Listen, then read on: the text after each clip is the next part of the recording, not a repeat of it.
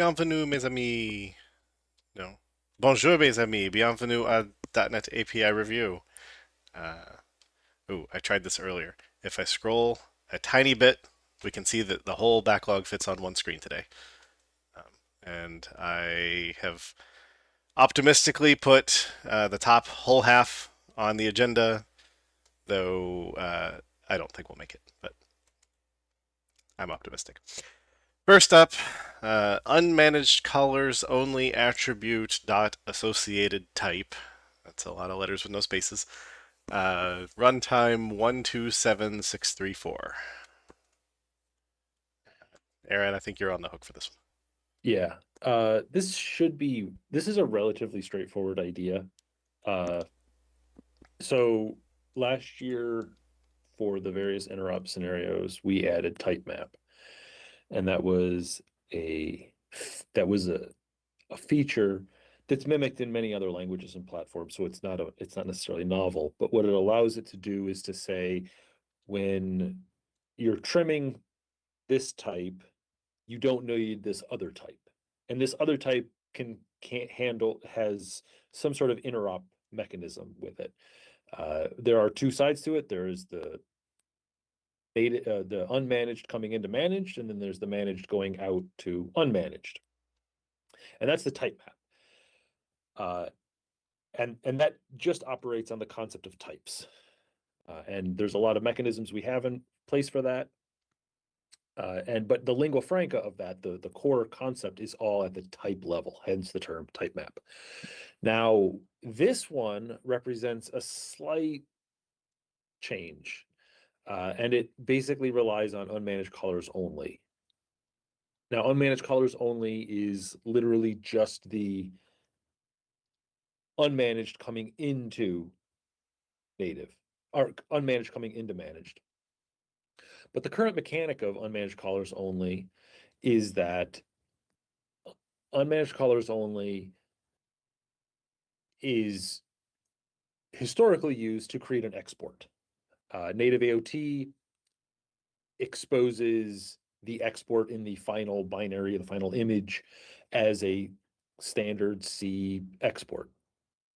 DNNE, which is a tool that I own, is for the non-native AOT scenario, and it does the same thing. We trigger off of it and say, export this native C function, and so that the native world, the unmanaged world, can just call it using a C ABI.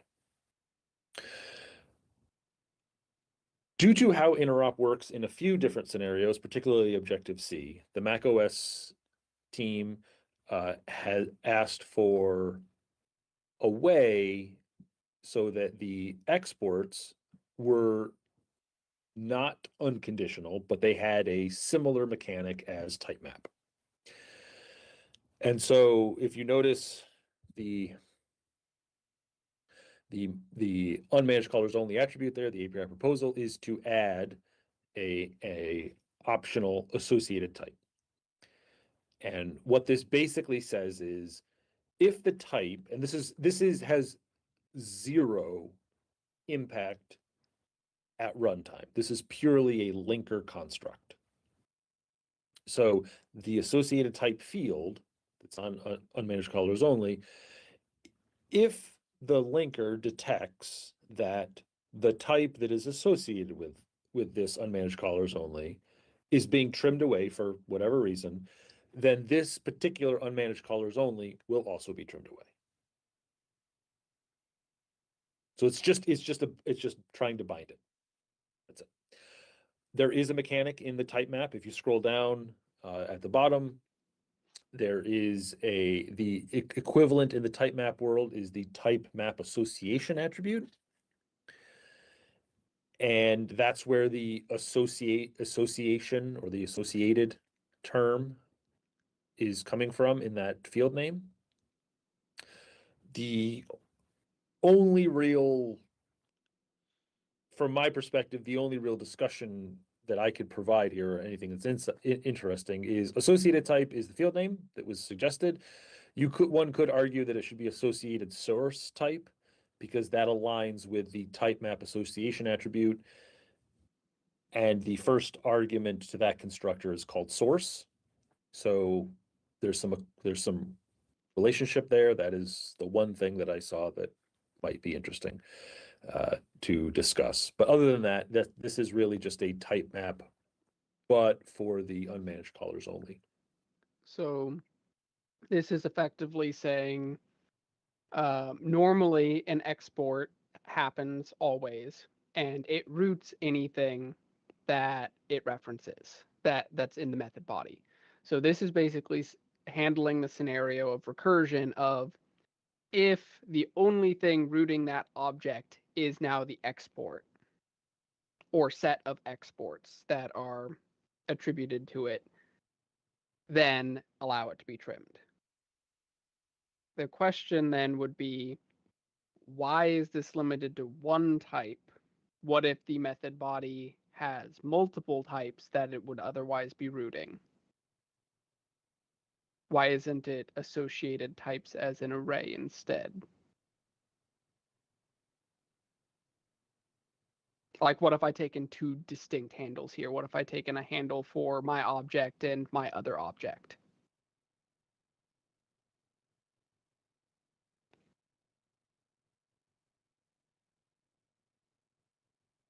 Well, I don't necessarily have a great answer for that. This is manifesting as how this comes up specifically in the Objective-C world is because we are only exporting C APIs.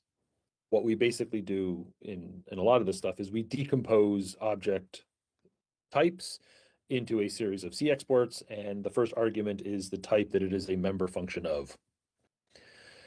And so the pattern here is this is really an export to call an instance method on a type. So that's why it is associated with a type, because the type isn't used or isn't exposed in the scenario. So all of its member types can be trimmed away.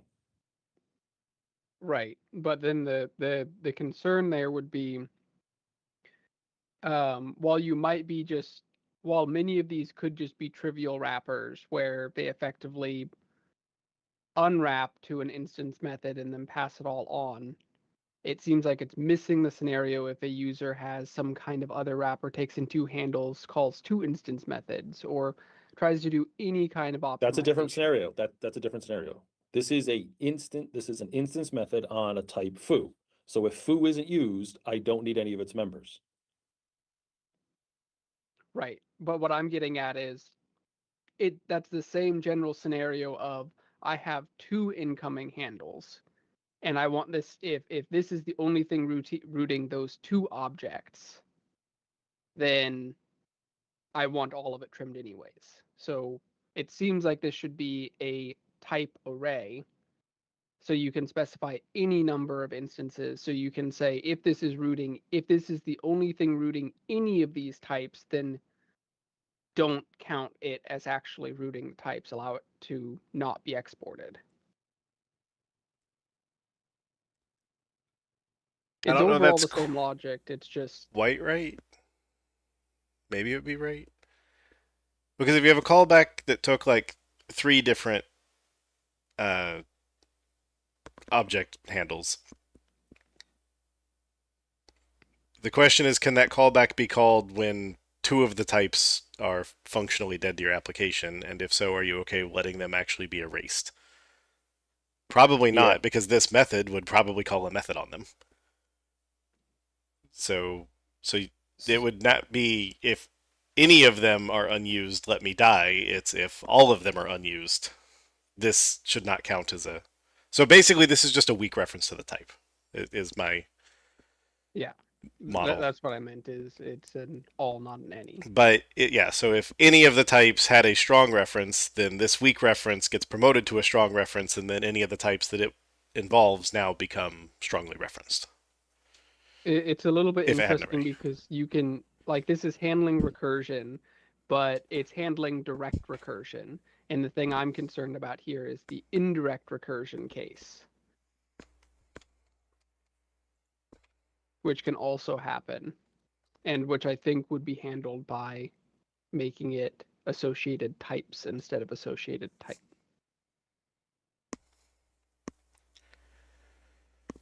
I don't understand the use of recursion in this case. Can you elaborate on that? Well, the recursion is this is rooting the object, so therefore the object is rooted. It's like declaring a the GC has to handle the case where you have an object foo that contains a reference to object bar, and object bar also contains a reference back to object foo. And so the GC has to handle the case of This is there's no GC involved here. I'm giving an example of the linkers effectively doing reference counting and liveness tracking of every member it wants to trim or not trim. And so it's effectively doing the job of a GC there for members. Okay. And types. All right. So sorry. Okay. So you're using the terminology of a GC to describe what this is doing on Yes. types. Yes. Okay. Let's start there. Okay. So this is that how you're going to describe this? Yes. Okay. It's basically doing liveness tracking of the types and saying that even that this would normally root the method, and we want to consider it not rooting the method anymore. Or rooting the type, rather. But you can still have cases where you could be taking in two types, and you can have indirections. You can end up doing things like you can have another type which takes the address of an unmanaged callers only. You can have all kinds of different cases where you can have not just the direct case of my method is referencing my object, but also you can have cases of my object is referencing my object 2, and my object 2 is referencing, and so you end up with a case of potentially needing to handle the indirect routing.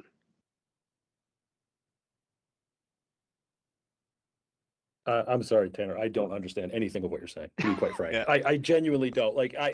This type, this method is only, so in this particular case, this method, the solution, the API usage example, can we all agree that the API usage example is sound? Yeah. Okay. So then it sounds like what you're saying is if my method was not a member, let's just say it is not a member, it's not a member type, it's just a function that exists. And it in turn takes two types, my object and a my object 2, whatever. It is, if both of those objects exist, then keep the type. Then keep the unmanaged callers only. Is that what you're saying? Right. Because the scenario because you might have a scenario where just my object isn't enough to keep it otherwise. You want the ability to say, like, the set of types need to be considered because the scenario, because the second type could in fact have an indirect reference to the first type that doesn't itself root it as far as the trimmer is concerned. You can have that weird recursion between types, forcing the rooting of each other.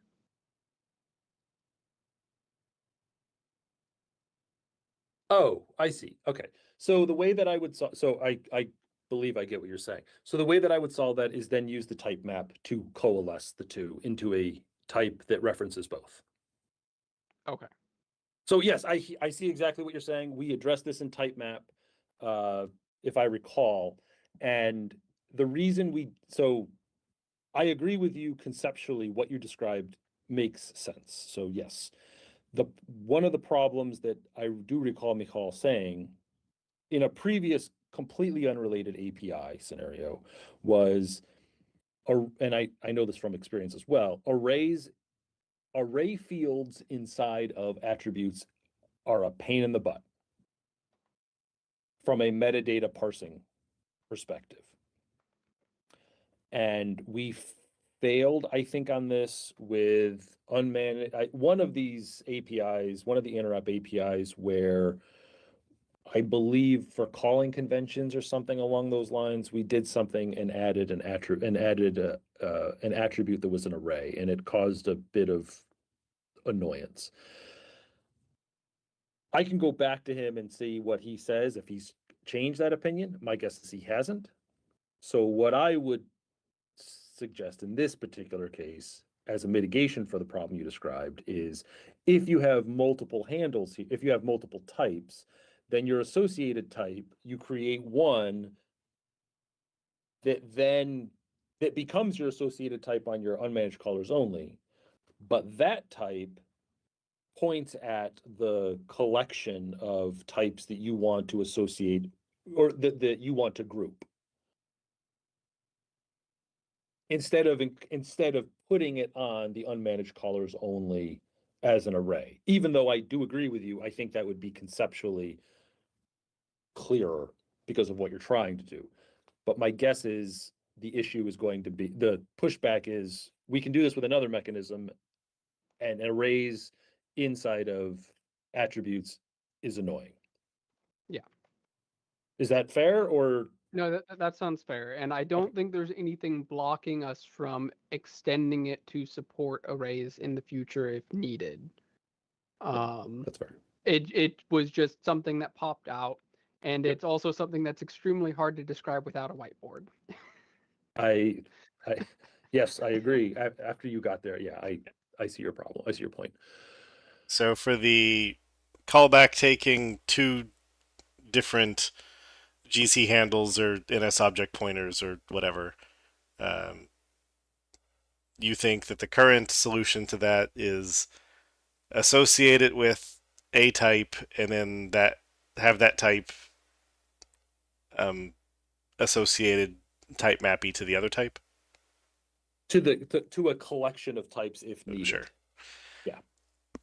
We did hit this a very similar issue. There was a discussion about should we have arrays, places, because the type map is an interop scenario and it is so niche. There's very few users of this, other outside of the runtime. We can kind of compose this in any way we want. Right. So would I be right in my mental model saying that the presence of an associated type value turns the method into a weak reference until the type it's targeting is forced as a strong reference? So this talking about bar doesn't count unless my object is marked as a survivor. The type, yes. Yeah. Because this attribute moved this method into don't ask what it talks about until we are told we have to care. And then my object gets proven as a strong reference in the application, then now it scans the body, says, now I need to keep bar alive. Yes. Okay. And for the edification of YouTube chat, because I totally know what this attribute means. No, I don't. Can you remind me what unmanaged callers only is actually for? Unmanaged callers only is for, reducing it to a very simple idea, it is for creating a C export for native AOT, from a native AOT image and exporting it to the world. That's the scenario. There are Will others. it explode if I try to call it for managed code? Yes. Yes. Well, actually, Roslyn will stop you. It'll say you Okay. can't call this. You have to Gotcha. cast it to a function pointer, and then you can call it. Okay, so it actually does restrict managed callers, and then presumably it turns off some of the reverse p invoke machinery. Oh yeah, this is you. So to complete the unmanaged callers only requires your signatures be blittable. You can't use managed references in a myriad of different ways. It is really, I want a C style signature. I want a C style signature. That's it. Okay. And then the entry point value is naming that method for the C caller? Correct. Okay, fair enough. All right, and then chat has suggested that a solution to this foo bar problem would be to allow multiple unmanaged callers only attribute, but I think that's going to be weird because they could now multiply specify entry point. and signatures, calling conventions, and other things, that would be really problematic. Yeah. So Yeah, the multiple entry points I could almost see people wanting, but the other things probably not. yeah, I mean, if there's a solution right now to the two type thing using type map, then I don't think we need to invest too much further. And yeah, as mentioned, we could later decide associated type was a mistake and we'll add associated types and then yell at you if you specify both type and types, or maybe not. Maybe we'll just union them. Maybe we'll be nice. I think if you put that comment in there, and Michal has any issues with using type map to handle the multiple type scenario, that's we can always come back, but that Yeah. will be my recommendation to start with.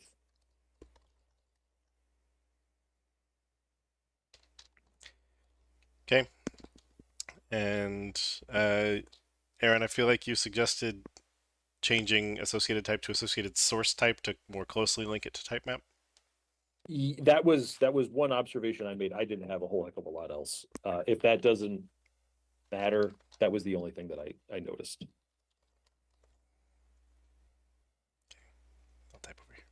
I know the API review likes to associate concepts, clearly. Yeah. And types, apparently. Yeah, I mean, especially if the answer for the multiple is type map, then saying that this should be a thing that was called a key in the type map universe, if type map calls that the source, then I think that's a good unifier.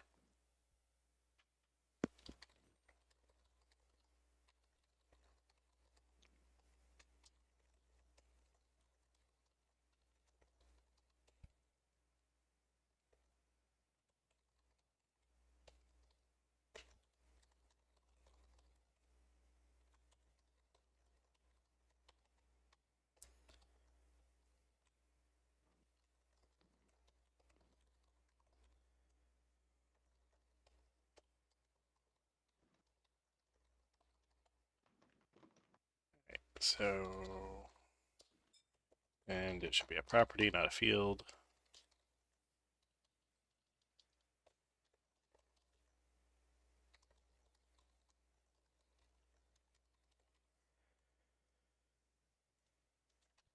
What a difference a brace makes.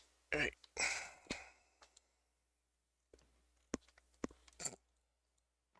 Aren't the other things fields? I don't remember. Are you saying we did this type wrong? They do look to be fields on the type. Okay.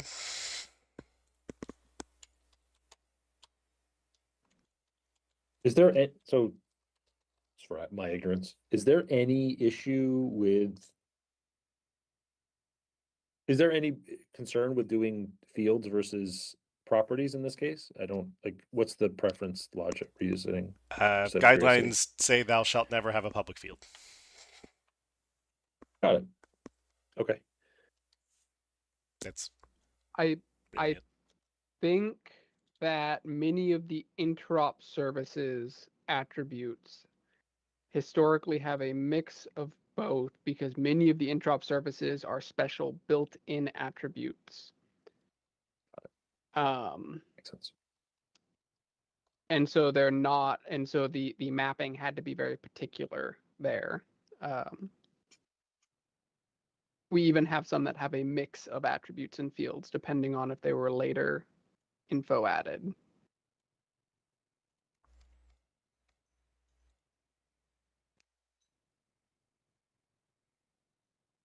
Kind of unrelated question, but for our C exports, making them uncallable for managed code effectively in this case, is that just because it'd be so inconvenient? Or making it uncallable? Yeah. Just because it doesn't like track any managed objects or anything like that. It's Is it like a put gun? It's Yeah. effectively like having a suppressed GC transition, but from but then you have the issue of it's not actually going to native. it's going back into managed. And so you then end up with the possibility for doing something like trying to allocate a GC object, and the GC's been suppressed, and then everything explodes. So in these unmanaged functions, you're not even supposed to allocate a GC. No, you can, Object. and that's the problem. Is Yeah.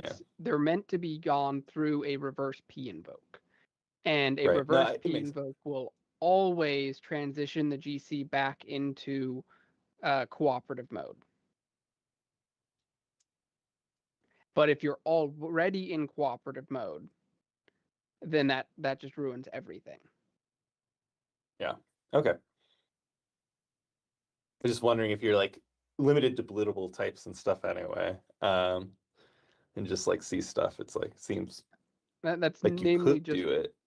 just in the signature, you're limited to it because it's expected to be coming from C. Got it.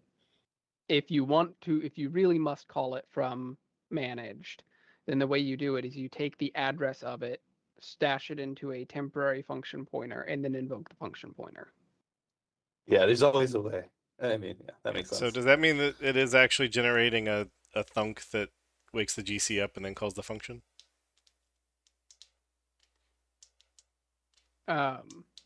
It works like any reverse P invoke would.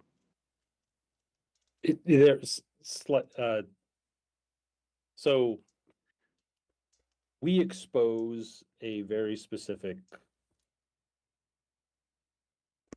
So I guess it is just the thunk because there is nothing else. Yeah. Like it's not like there's a stub or anything else that gets like if in the classic delegate scenario where we wrap a bunch of stuff and we do all this stuff. This has none of that problems. The classic scenario is I want a Marshall.get function pointer for delegate, and it gives you something. And you, as the user, need to make sure that that delegate is stored long enough. Or when that delegate gets collected, the function pointer is invalidated. That is not the case with this. We create the JIT has a very specific operation that when it JITs the code, it doesn't do the transition as Tanner's talking about. It actually says we're going to transition back into managed code. And so it is an optimization in a lot of different ways. And if you can avoid the delegate path, this is far more reliable, much easier to reason about, more performant, any number of things. But okay, for the actual issue, looks like our only change is in fixing the word source and leaving the note to see if when Mikhail wakes up that if he's like, oh wait, nope, two types, I want a different solution. So it sounds like we're done with this one, unless there's any other feedback. Thanks all. All right, thank you, Aaron.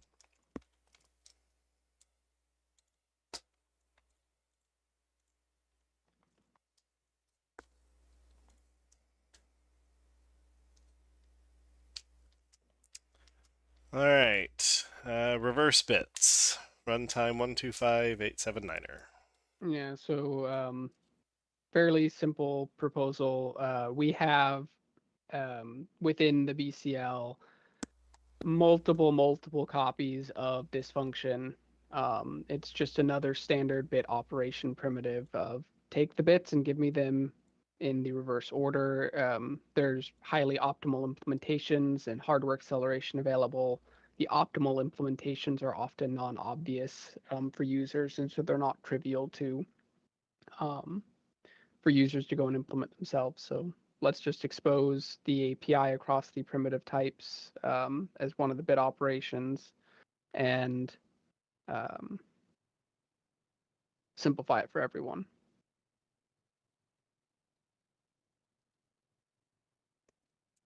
As a person who added 2 of these in the last month, makes sense to me.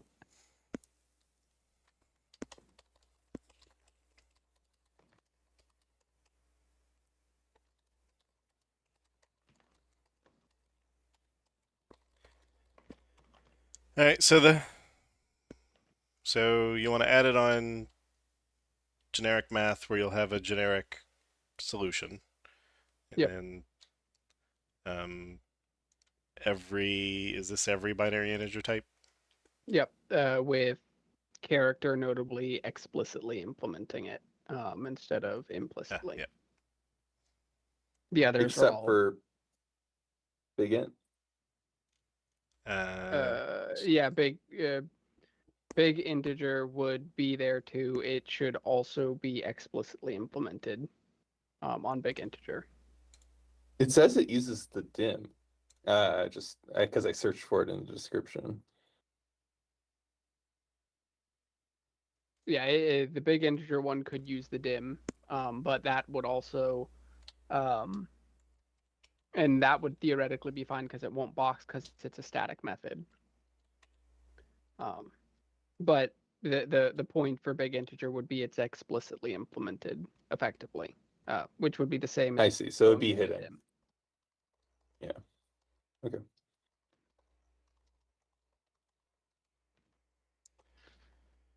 Because with big int, it's kind of weirder than the others because it's like variable length, right? It's the only one that's variable length. Yeah, and big integer because it's variable length and it has the quirk of effectively compressing its storage format after any operation to the shortest 2's complement length. So if you have something like 1 followed by 1,000 zeros and you reverse the bits and then you reverse them again, you're going to get back a different result than the original input. I see. So it's not reversible. Is there like a mathematical name for that? Anyway, I know there is. But yeah.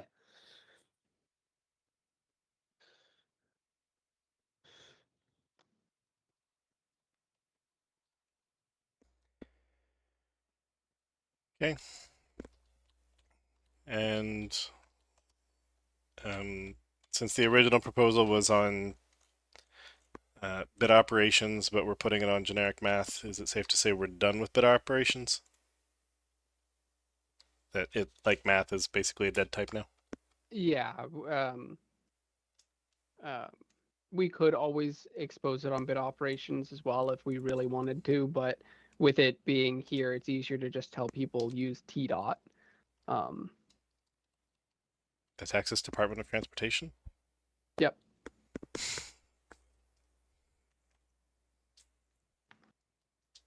I would say one day I'll tell a joke and people will laugh, but I think that happened last meeting, so. One day I'll tell a joke and people will laugh again.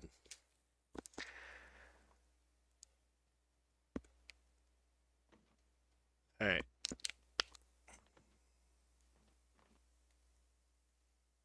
So we may have missed some types here, but I think that I feel like we're all fine with the gist of all of the real number types. This becomes a public method hanging off the type. And wait, they're all static? Yeah, they're normally not instance methods. Oh yeah. Yeah, no, that makes sense, right? So yeah, int. So int dot reverse bits of int. Yeah. And so all It the could be like Ruby, reverse bits, no parameter. No, I'm just kidding. Static's fine. it just the T dot in my head, I actually read that, or my brain turned that into X dot, even though he said T, and I'm like, but you said you could dot it, but yeah, you int dot.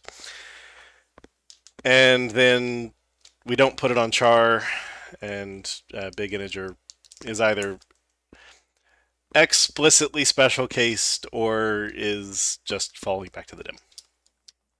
So, all right. Any dissent?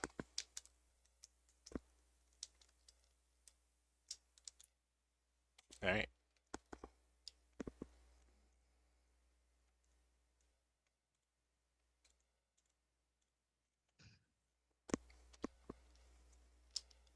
I was going to say that only took how many years, but this year. Wow. Neat. All right. I hope that the order is right this time. Hybrid cache setting expiration based on the value in the cache entry factory 121520. This is the one you wanted first, Peter? Yeah. Cool. Hybrid cache is an abstraction in Microsoft extensions for when you have two caches. L1 is a memory cache and L2 is a distributed cache. So the hybrid cache handles dealing with both of those caches. And there are two main implementations. One is from us called default hybrid cache. One is from a third party called Fusion hybrid cache that will become important later. And when you call the cache, you can currently specify hybrid cache entry options and specify things like expiration or flags that allow you to skip the cache or that kind of thing. But you have to specify this before you call the cache. So that means you can't respond to what the result is. So the common thing that you can't do with the current API is if you have an error, you want to specify a shorter expiration usually, or you want to skip the cache altogether if it's some transient error, or you want to do this kind of configuration. So what I'm proposing is adding this hybrid cache entry context type, which basically mirrors the hybrid cache entry options type, has similar properties, expiration, local cache expiration, which is specific to L1, to the L1 cache, and flags, which allows you to specify, which allows you to skip writing to L1 cache or L2 cache. And at this type, if you scroll down to the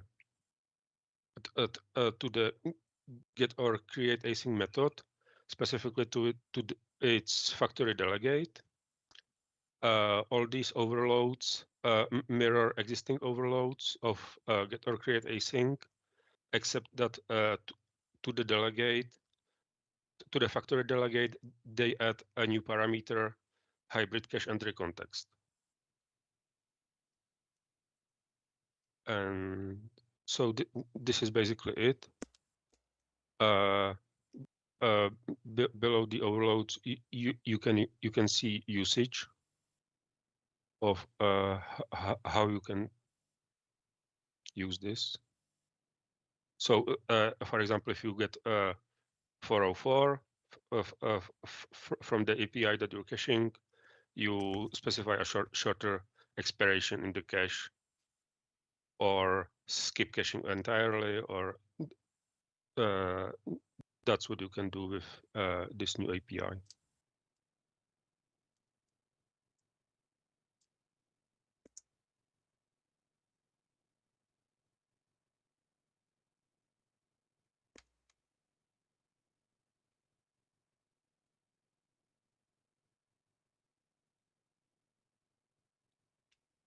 Any questions so far?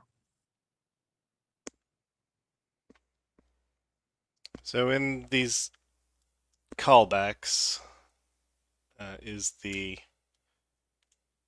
I assume you'll see the hybrid cache entry context expiration as the value that it inherited from the options? No.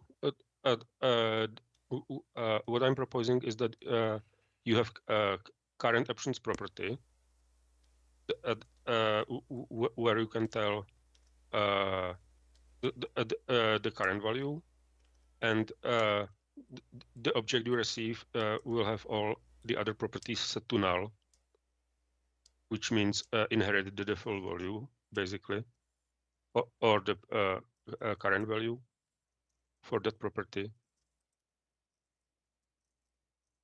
And You can read the current options if you want to know what the value is. Okay, so if somebody is wanting to say that based on the value they got back from their web call or whatever, that they want the expiration to be the shorter of the current expiration that it would be, or the value returned by this API, they need to. I guess they could probably expect that expiration when they receive it is null, so they would just have to check the value from current options. Yes. But the design, you asked about where the expiration is originally set to basically the current value is an alternative. That's certainly also a possibility. Right. I mean, changing from you always see these as null, and if you want to know what the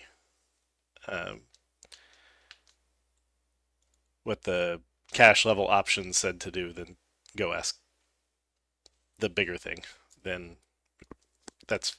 you can go from always null to we've defaulted it with the options much easier than you can go the other way. So There's no special meaning for -1, right? I see it mentioned, but since it's nullable, I assume we're using null, or is it null, -1, or a real value? Where none of these are integers. yeah, where's your -1? Sorry, maybe I'm jumping ahead to the local cache size. Sorry. Yeah, that's the next Am I issue. looking at the wrong thing? Sorry. Oh, sorry. My bad. Yeah, I switched the order of this issue. They are closely related, and I think it makes explaining it better if this one goes first.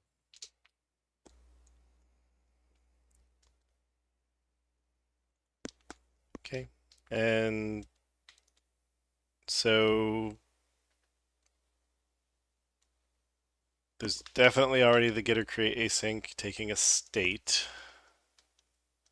Yes. And a key. Like this thing just has so many overloads. I guess that's where these are coming in. So these are, you just took all the existing overloads and you duplicated them to say the func. You can either take the old style, here's your state and a token, or the, no. The formatting's weird. Every Yeah. time there's a state parameter, it's on the same line, Yeah. but everything else is on its own line. Yeah. Yeah, I'm trying to just figure out what the Sorry. other. So does this one already exist? The all of these are exactly the same as the existing overloads, except the factory func is changed to add the hybrid cache entry context parameter. Right. The context is new, so all of these are new. Yes. Right. I'm just the one that you say convenience no Oh, T you're state. saying I'm not without the seeing factory. the. I see. Oh, there it is. I found it. Okay. Right. So this one just took the cancellation token and returns the value task. Okay. There should be 6 existing overloads, and I'm proposing adding 6 new ones. Thank you. That was a good parity check. All right. Yeah. This is going to get nitty, but does T state go first? Wouldn't it go second? Don't you want to keep T first always? T state is first on the existing ones. Okay. I like I said, I doubt it really matters. But yeah, local consistency is good. Yeah. And yes. So one more thing to consider here is the flags property. The hybrid cache entry flags enum already exists, and it basically allows you to skip reading and skip writing. Are the most important values. But in this hybrid cache entry context, we are ignoring the reading values because the reading has already happened at the time when the factory is executing. So the question is whether these values, it's a flux enum. So the question is whether these values should be ignored, or if they are present, we should throw an exception. But I think it's better to ignore them.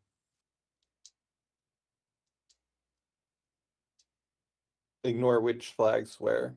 Sorry, So if you specify hybrid cache entry flags on the hybrid cache entry context, and you specify flags that are irrelevant, that are specifically about reading from the cache, and the reading has already happened, so we are going to ignore those.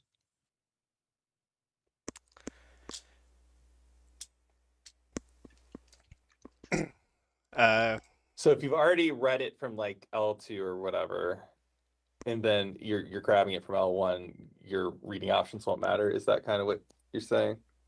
Yeah. So the options there are, for example, disable local cache read, disable local cache write, and so on. Disable distributed cache read. And the read options are irrelevant in this case of entry context. So I would say that the general best-in-class approach would be to throw if somebody's told you to do something nonsensical. However, you're Unless proposing. there's like no way to know. What do you mean? Well, maybe I'm misunderstanding. Like, would it only be nonsensical if it's like already in the L1 cache and you don't know yet? Like but I guess in that sense it would be sensical. You just don't know. I mean, But maybe I'm the misunderstanding L1 scenario. cache read has clearly already happened because the factory callback for or create just fired. So you can't tell it skipped the local read because it already I fell see. back to the factory. I think I see. Yes, exactly. But so best in class would be if somebody tells you to do something that makes no sense, throw. In particular, if you decide it makes sense later, then. But you're proposing this here as a virtual, which means you can't enforce that.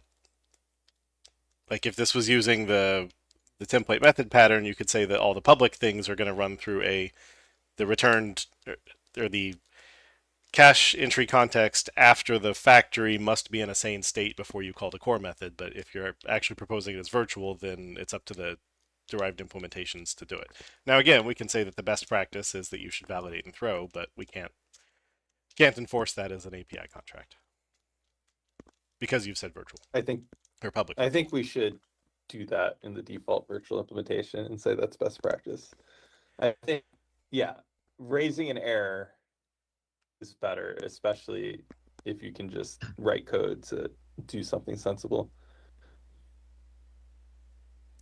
So the situation I'm concerned about is that if you take the flags from the default value from the current options, modify them, and set them to the property,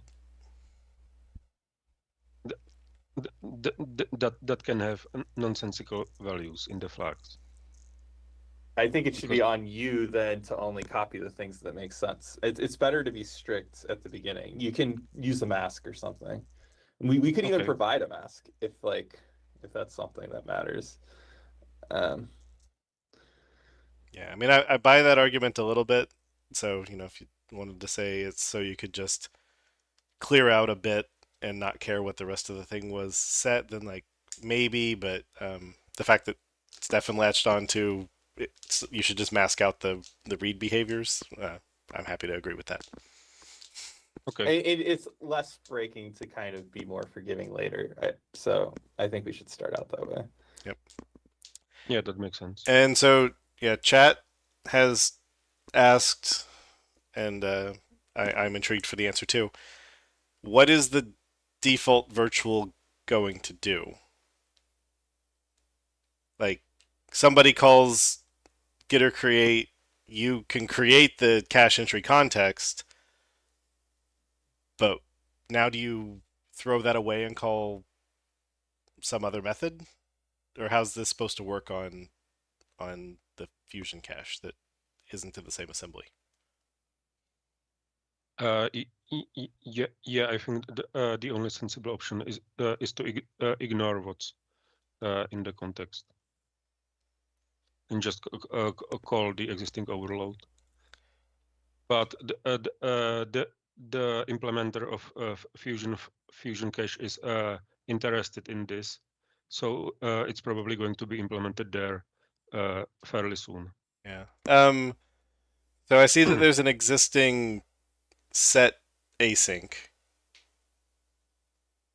that takes an entry options. Could this just build a new entry options based on the current options plus context and call that one and it work? Or is that going to, is specifying an options there actually change the cache?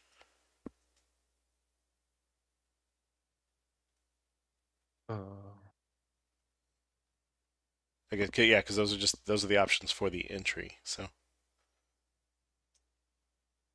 but I don't know if that has long-term effects on your options or not. Or on the entry. Yeah, that's possible. That is a good point. All right, so this one, because you wouldn't want this one to call another getter create because that's going to refetch. I mean, you could make it getter create. I mean, I guess you could just say it calls getter create, so it just eats the parameter and calls the other one. But yeah, that would be the trivial implementation. Right, but if you can make it work with set async, by the default behavior is it merges the cache entry context and the cache entry options into a new options, or just passes options if they didn't set anything on the context, then that seems like a better answer.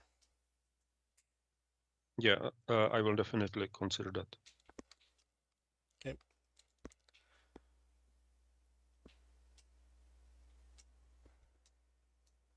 And then, yeah, so having so that default throwing on nonsensical flags, and then having our provided implementation of this throwing on nonsensical context flags both seem good to me.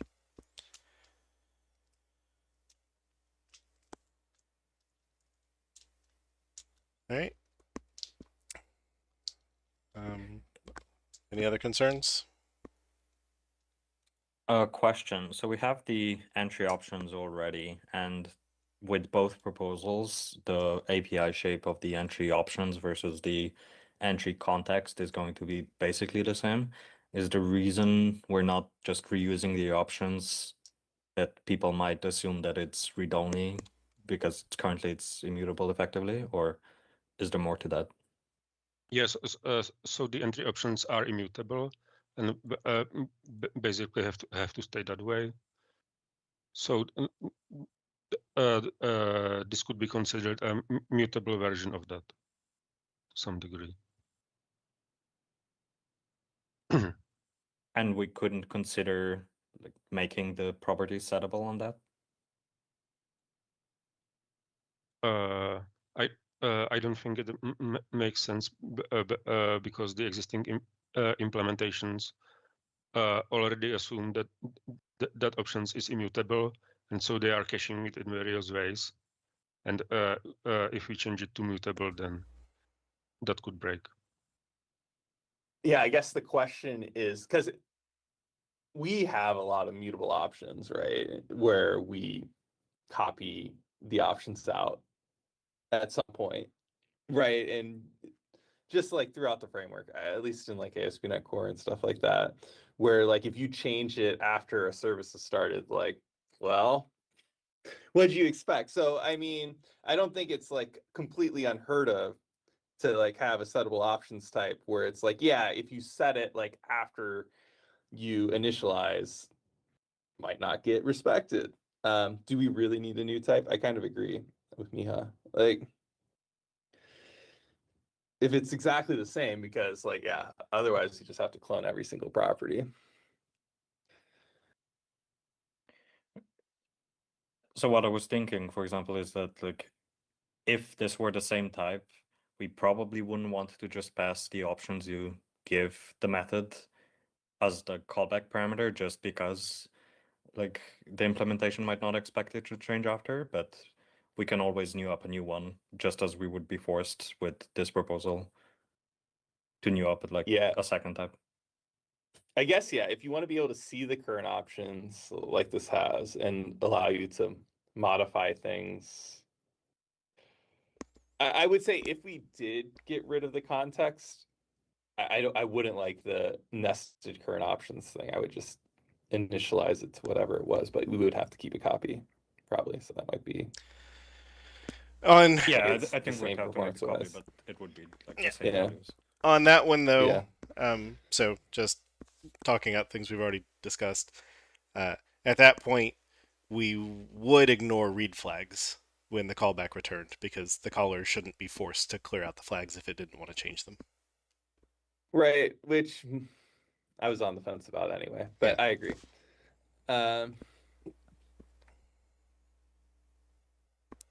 Yes. So the thing I'm concerned about is that it's basically a breaking change.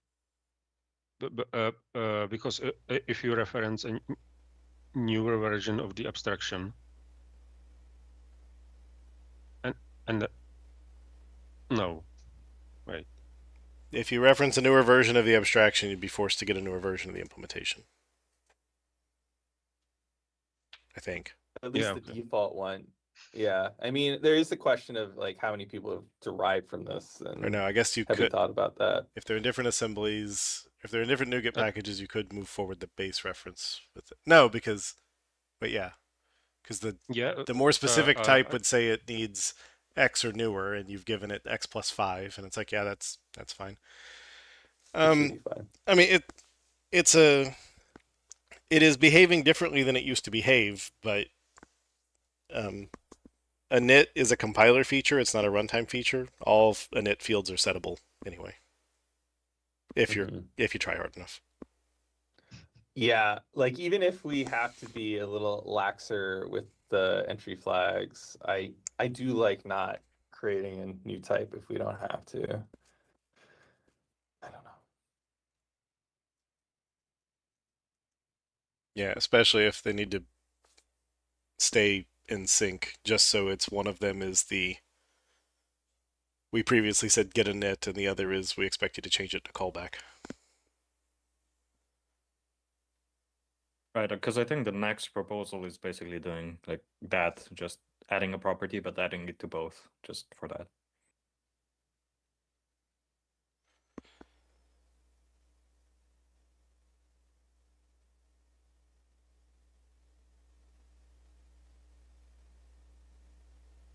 And yeah, I mean, memory-wise,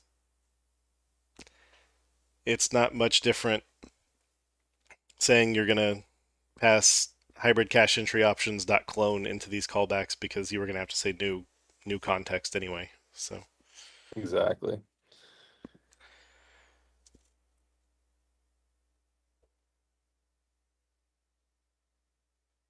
And it does seem more convenient, like for the scenarios where you just want to fix up the current options, to just fix them up instead of having to like reference this other sub property and then, you know, copy the flags that you want or whatever. Or yeah. so the other question is, right now the two types have the same properties. Are we certain they're going to have the same properties forever? That's the biggest arguments against it. I mean, But when would you have a different set of options for set than for right. the responsive create? I don't have a situation for that. Yeah. And once this is established, the pattern that the create callback will ignore some of the state because it doesn't make sense, but that the state is present just for the set, then I think the notion of adding a new property and saying, with the default hybrid cache, this is used only in create callbacks and not in set or the other direction. Just the RTF. That's exactly what I was going to say. At the point where we're reusing the flags anyway, reusing the options doesn't seem like that much of a concession. Like we've already agreed that they mean different things in different contexts.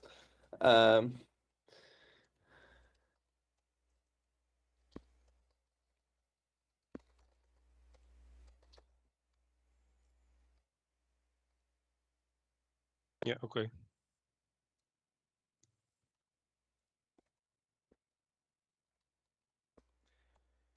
Okay, so that means I need a diff bucket.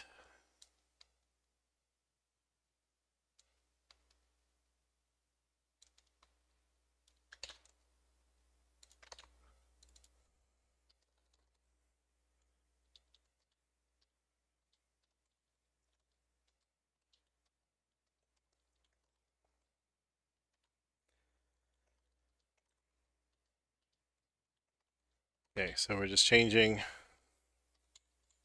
all three get inits to get sets.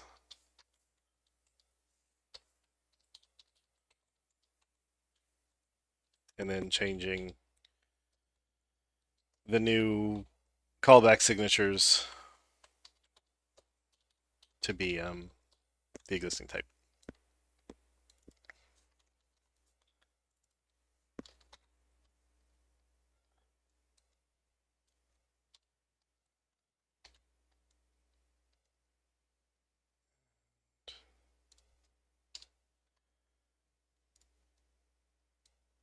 It's context, it's options.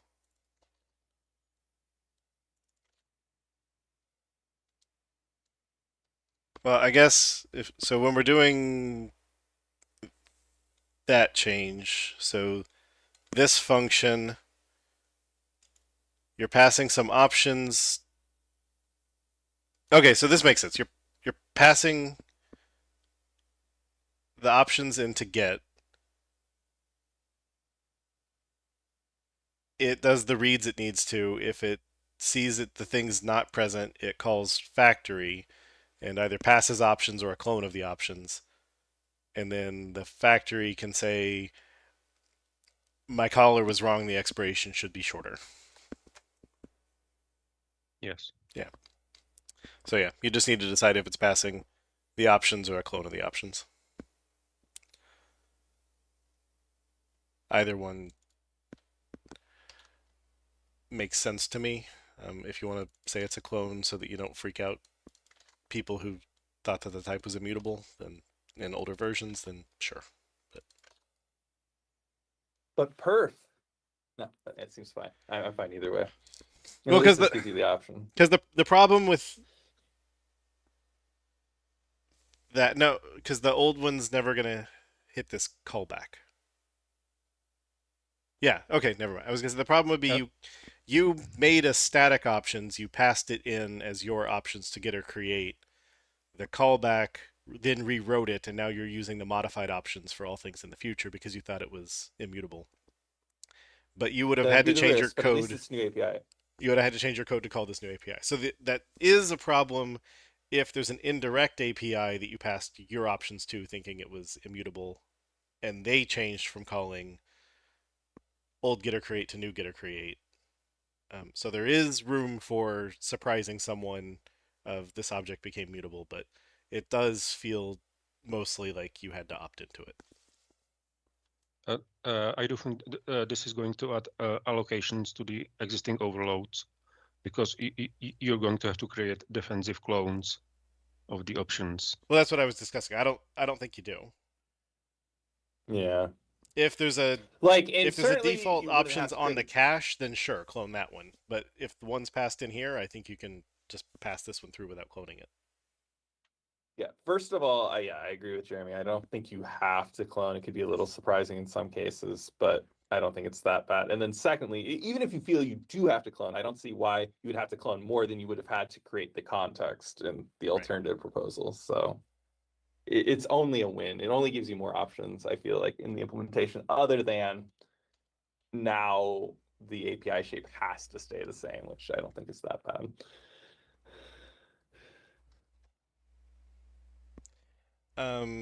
Yeah, so when somebody passes null for the options, does that give a cache default, or would that be null?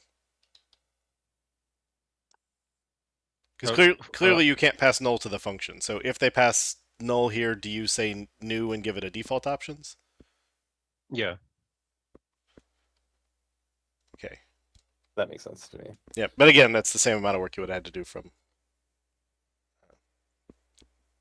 If you decided not to clone, it could be a perf optimization to just pass in the default options, the same default options instance to each time.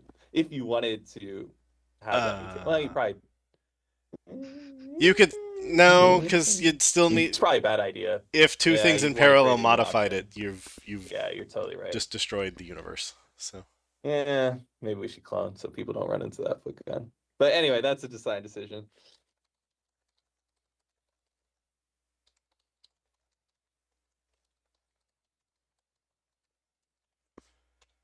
all right. So no context type, just make options modifiable or mutable.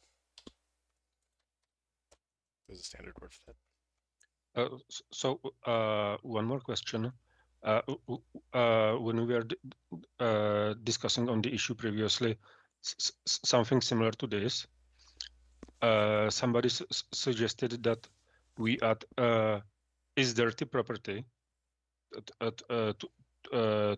the entry options or context, so that the cache implementation can easily detect whether the user changed something. Is that something that makes sense? So it has to be public for like yes. their like derived types. Yeah. And then internally we'd have like setters that like do that automatically. Yeah. Both implementations are in a different assembly. So you want like a public int revision that goes up every time somebody calls a setter? I haven't thought exactly about it, but it could probably be just a boolean. I feel like we could add it later. No. But who's like if it's a boolean, then Yeah. you have to let somebody clear it, because is dirty means the thing you thought you knew was wrong, but now somebody has to say, well, I've now read it, so it's clean again. But if you're passing it, if you care about that at multiple layers, then what you really care about is a revision number, and it's when it comes back, does it have the same number as when I sent it out? Yeah. Yeah.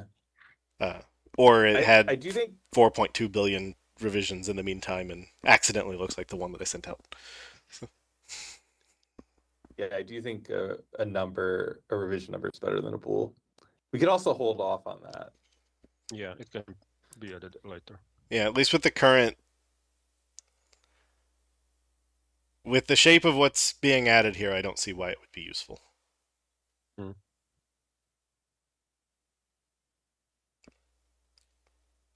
Because all that you would know is the read said miss, or that the option said bypass the local read, and then it calls the factory, and the factory now changed the options or didn't, but now you should only really be reading the options after the factory returns for things like what's its expiration. So.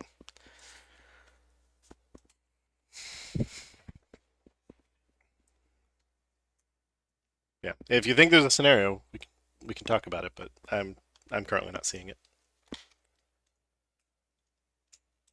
This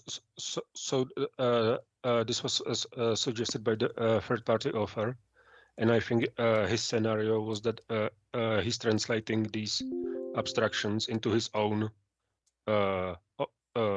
objects, and so if he knows that it's not dirty, then he can skip the translation. But I think that's it.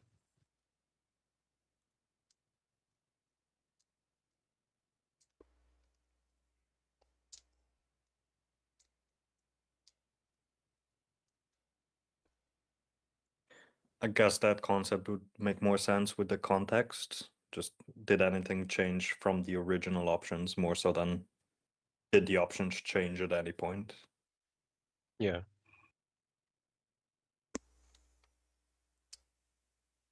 Okay, so we want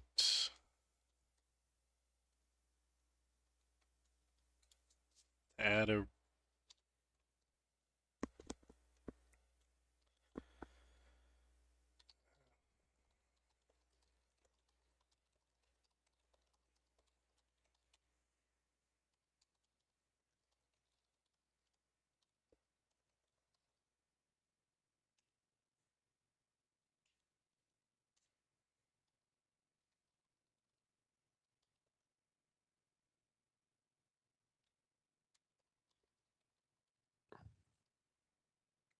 that. Hybrid cache entry options is sealed.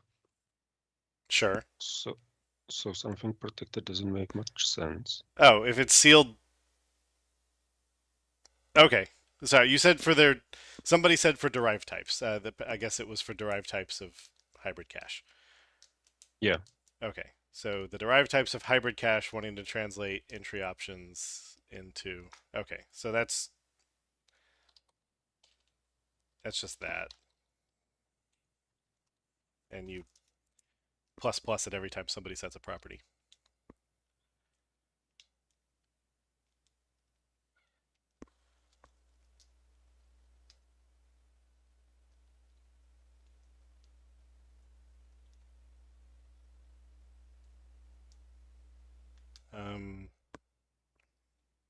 So chat, why would the existing overloads need to clone?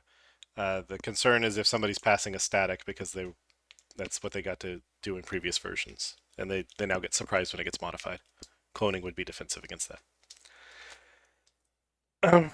So I know we have the revision ID, or I think we call it version, in our collections, but I don't know if we've ever made them public. Can anybody think of one? Because if we've done this before, we should use the same nomenclature.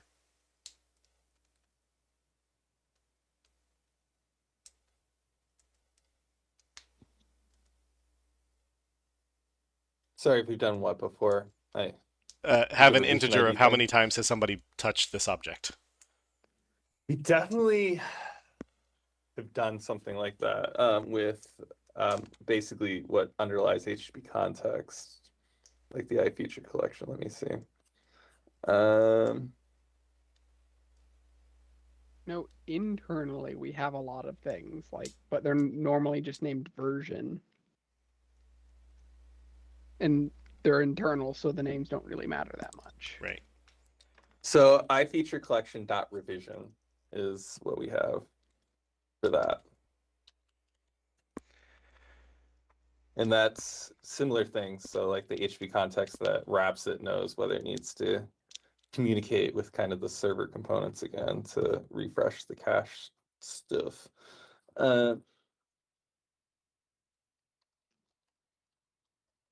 Trying to find the chat. But yeah, it's just revision. Yeah, we've got a few things named revision in ACLs. We've also got we've got the version revision part also comes up, of course. Async profiler config has a revision. Package properties has a revision. And system IO packaging. Something called vision has a lot of things called revision, but I don't know that it means the same thing.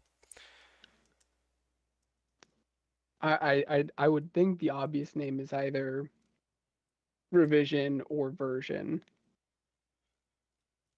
But then version, I think people would confuse with system.version. Mm-hmm.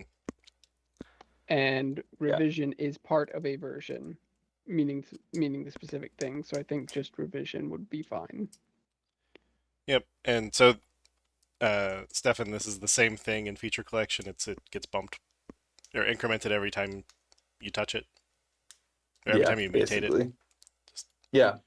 If you want to communicate to the HTTP context that it should read the raw feature collection, you bump the revision. But yeah, it's exactly that.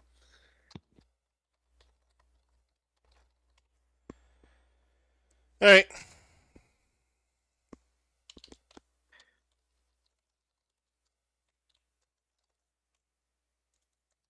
Would the main benefit be perf? Like for the implementation to not have to recheck? Because it feels like it would also be very cheap to just check that the properties are the same. That's what I'm thinking for right now. Like, it's definitely a pattern that we've used, but we could also add it later. But I don't know. Wonder if we're like prematurely optimizing. Yeah, well, so I will say the default problem with saying the caller just needs to check that all property values are equal to all property values they were before is that doesn't hold up whenever a new property is added. Versus, But you weren't going to notice that anyway. you weren't Like, going to even if notice the it anyway, caller but it version is also a changed. much quicker check to check the one version/revision property. Right, but now you're doing wasted work because it's even not even a thing you were looking at. You just Sure. now see the revision has changed. Sure. It's, why do we provide equatable implementations instead of tell people to do it themselves? Sometimes it just makes sense. So. Sometimes it makes sense. I'm just saying, maybe not here. Like, I mean, we've definitely done it. Sure. I feel like we could approve it, but I don't know if we should definitely implement it unless we see a real need. Yep, which is what chat's saying at the same time.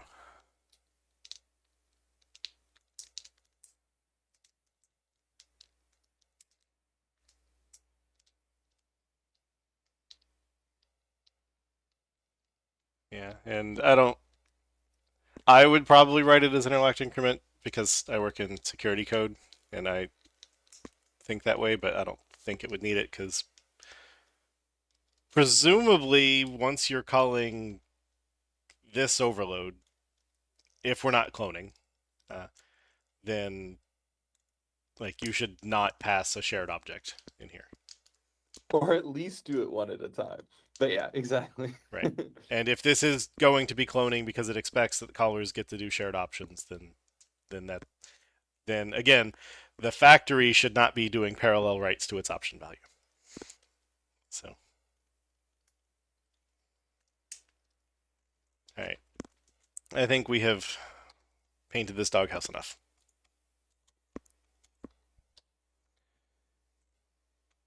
Any further comments? Last time I asked this when we erased a type, so.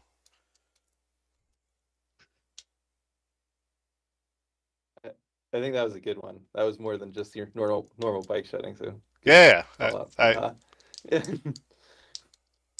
It does come with some questions, like when it was a different type, obviously new had to be called. When it's the same type, can we skip the clone? We'll let them think about that. I mean, we've empowered them to make an interesting decision. There we go. I will say sometimes in life it's nice when the decision is taken away from you. All right. Next, it's companion, and then we'll bounce back to a question about reverse bits after we've finished the other half of the same thing. So specify L1 memory usage in hybrid cache 114366. Still you, Peter. Yes. So this proposal is written in terms of the hybrid cache entry context. So now that that doesn't exist, we can ignore that part. And basically, the proposal is to add local cache size to hybrid cache entry options,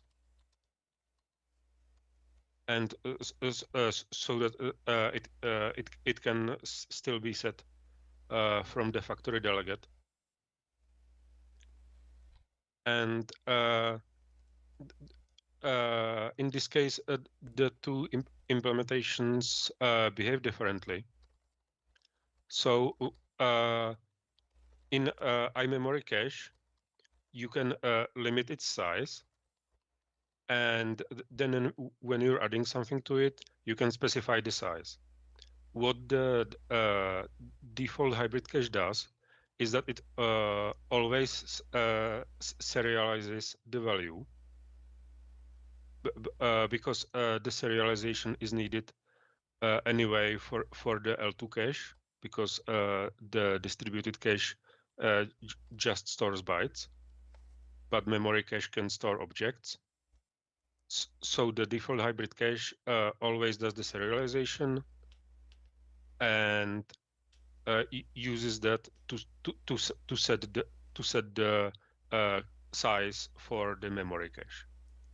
But the Fusion hybrid cache, the third-party implementation, doesn't do this. In the L1 cache, it just stores the object, and that doesn't set the size for the memory cache.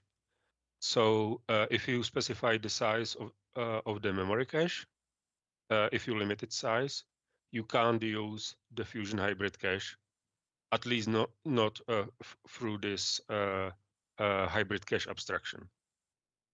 So this is to support that use case. And in the default hybrid cache, we could use this property as well to, in some cases, avoid serialization unnecessarily.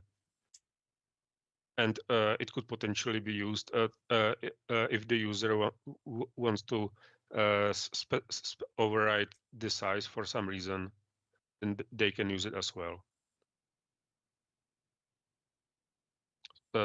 So it's useful for both implementations, but it's much more useful for the Fusion hybrid cache.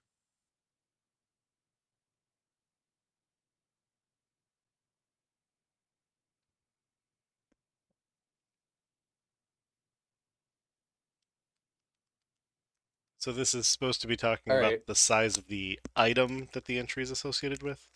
Yes. Because the problem to me is the name as proposed feels like it's more that you want the cat like that's about the cache's total limit. Yes. So this is following the local cache expiration, which is specifying the expiration of the item in the local cache. Fair enough. So Yeah, these are entry options, not constructor options, right? These are what are like passed to the Yes. set things Yeah. and the. And so the option that specifies the limit of the memory cache is called, I think, limit, and not size. Yeah. Chat Size has limit. suggested infixing item, so local cache item size. And I feel like that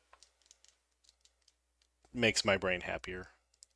Because again, it's saying this is the size score that you should associate with this item as compared to a limit, as opposed to Well, like then why not item expiration and item flags? I actually really disagree with that. I don't see what makes it different than any of the other properties on this type. They're And so, all scoped to the item. what's the difference between item and entry? Exactly. no. So I mean, it's on the entry options. The problem is, I think for my brain, it just thinks cache size is one word. So sticking something between cache and size breaks it up for me that it's not about the size of the cache, whether it be a total number of bytes or a total number of things, but it's about how this item scores in that cache size. If I'm the only one that feels that way, then fine. But that's where my brain's latching on. You are not the only one. Yeah. Well, let's look at, okay, so we have memory cache entry options. What do they call it? They just call it size. They don't call it item size. They don't call it entry size. Honestly, in the comments, I was going to suggest shortening it to just size. Like, what makes this specific to local? I like that better. Sorry, I like that better than the current name. Because it does not apply to the L2 cache. I see. Well, that would be In why. the L2 cache, you just serialize the object and then send the bytes to the cache. So you can't override it. So Yeah. for L2, it's always like the real size since you are serializing it. So that makes Yes. sense. Yeah. Yeah, I mean, so we pop out the word cache and just local size. Yeah, I'm fine with local size. Yeah, okay. Yeah, it does seem like local expiration instead of local cache expiration could have been expiration and local expiration if it was only about the L1. I think it was deciding local cache was one word, and the problem here is that cache size feels like one word. So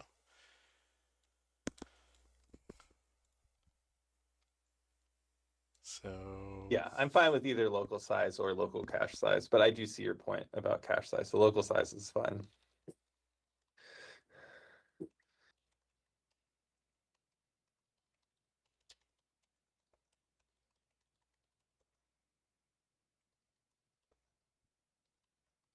And so with the previous design, where entry options and entry context were separate, there was also the question of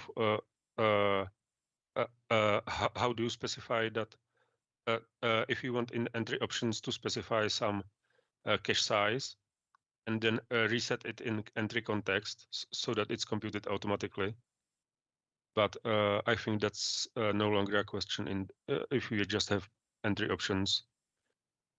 The outer entry options specify, you can specify the size in the outer options, and in the inner options you see that value and you can reset it to null if you want it computed automatically by the All habit. right, so there isn't a difference between null and -1, right? Like -1 would probably just be invalid, and null is how you reset it. Yeah, in this Okay. design, I would make -1 invalid.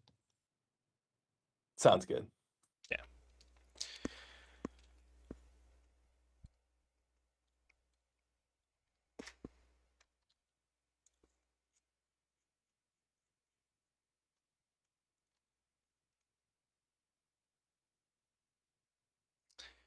All right. So we popped the word cache out, and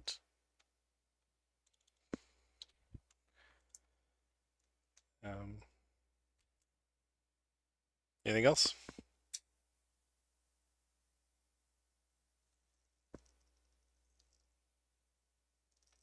All right. Thank you. Thank you. Random comment about the revision is that in like Kestrel and ASP.NET Core for the iFuture collection, we do not use interlocked. But we tell people that the HTTP context is not thread safe, except for calling abort on a background thread. But anyway. Yeah, I mean, me saying that I would probably write it with interlocked increment, and then it would go up for review, and someone would ask, "Why are you doing interlocked increment?" And I'd be like, plus plus." So, yeah, I don't think interlocked increment's required. Though, if I recall correctly, Vance told me in like 2016 that interlocked increment is free up until it's actually contested. Something about like as long as two threads aren't talking about the same cache line, the check is essentially free. Anyway, I don't have a good way to pop back to the issue because Firefox restarted. But on the bit reversal, Tanner, chat was asking, should bit array be gaining bit reversal at the same time? I feel like bit array may have been mentioned in the discussion around big integer. Sorry. What? I looked back through chat and I didn't see a question. I just saw a mention of you probably don't want to use it on big integer, which is correct. Scrolling. There's a question about People were bit asking array for it on in bit there, array. Yeah. but Yeah. bit array is not- a collection type that's separate from everything else, and so I didn't bundle. No one had asked for it, so I didn't think about it, and I didn't bundle it together. There's, I think, other types like bit vector as well that don't have it. Notably, any user could implement their own efficient API for bit array using collections marshal, but I don't have a strong preference on if we expose it or not. So if we want to just lump it in, I'm fine with that. Yeah, and Is the bit vector a public type? I'm looking Yeah, at bit this. vector Or wait, 32 where are we looking? All right, I just haven't used it. interesting. Yeah. Because yes, it was sounds like big int really shouldn't be reversed. Use bit array instead, which also supplies any bit length. I assume bit array is reversible, followed by is there a reverse on bit array? I don't see it. Yeah, there's not, and unless you're there's not one on bit array, and unless you're explicitly doing something where it must be persisted after the operation, you don't want to call such an API. You just want to do for var I equals 0 as long as I is less than length, and index into length minus I plus 1. Be far more efficient than actually doing the reversal operation. Okay, so is that we'll leave it out unless somebody specifically asks for it? I don't have a strong preference. I had left it out because it wasn't directly related. It's a separate type, separate consideration from the generic math. And I guess I'd lean towards leaving it off unless someone has an explicit reason why they need to reverse and persist that reversal rather than just iterating the bits in reverse. Yeah, and then for big integer, reversing bits to a smaller number works, but you wouldn't ever be able to reverse it to a bigger number because it doesn't have a notion of the upper bound on the bit length. Right. It's biject, or it's not bijective. It's only surjective, but it's not injective. Yeah. Those were the words I was looking for before. But yes. So I'm having flashbacks. Yeah, reversing twice Right. is reversing twice does not guarantee recovery. It may not round trip. Fair It enough. will produce a result. It will succeed. It will produce something. It just may not be what you were expecting. Fair enough. Right. It's the only one that's not bijective, but it is surjective.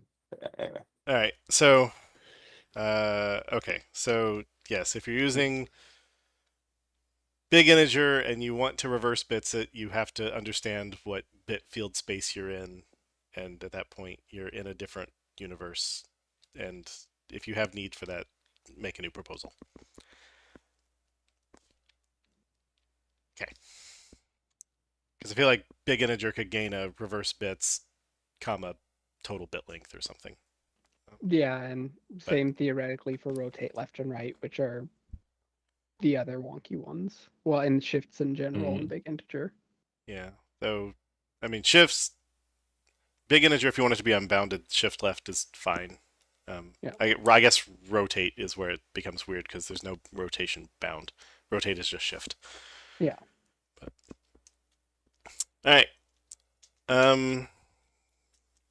Next up is sequence reader extensions, try-peak little Indian, try-peak big Indian. Roddick, if you're hoping for the DNS, there's only 20 minutes left. Sorry you were here, but if you want to hang out, happy to have you. So, Yeah, I don't think we're getting the DNS today.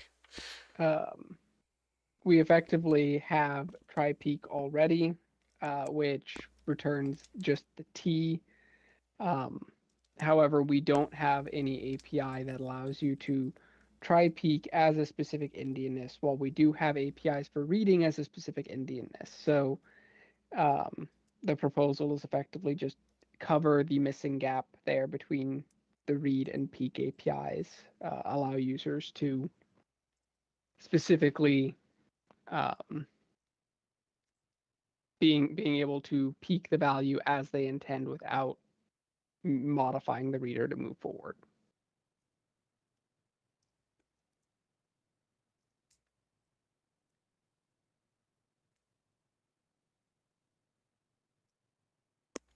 There's potentially overloads missing here for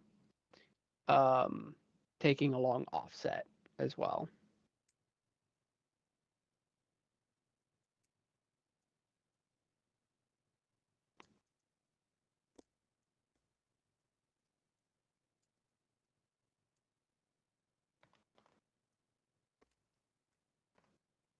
What about unsigned variants of the integer types?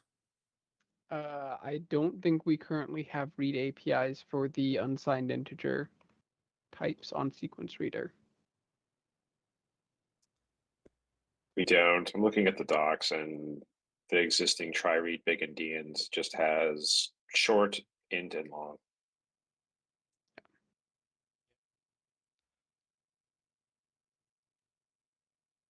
So we could add unsigned, but then that's expanding the proposal to cover many APIs that aren't listed here.